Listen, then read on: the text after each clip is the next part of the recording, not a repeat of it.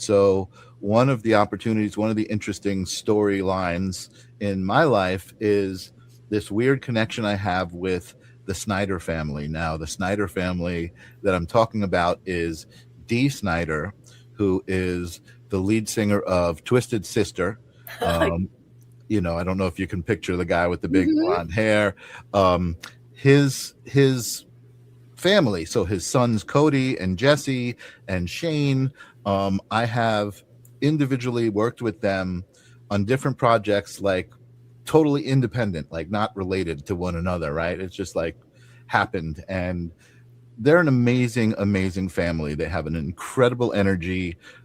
Meeting the sons, who you would think might have an attitude, where both, all three of them were are super humble, super, super talented.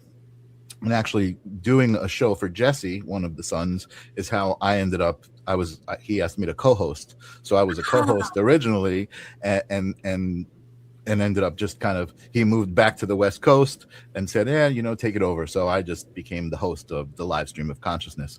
But one of the things, and this is just a response on what you said, the bite, right? The scorpion bite. One of the projects I got to work on was a couple of years ago, probably 2 years ago.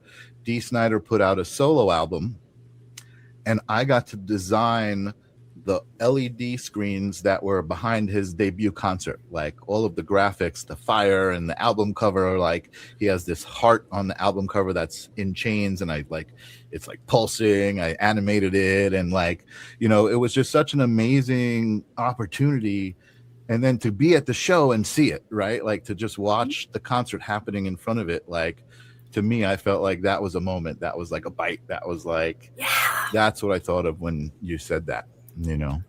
Well, and I will say that I'm getting the message that there's a situation in your life that could use a little bit of bite, right? Like that there might be, like an arrow of truth that needs to be shared, a bite of truth that needs to be Mhm. shared with someone around a situation.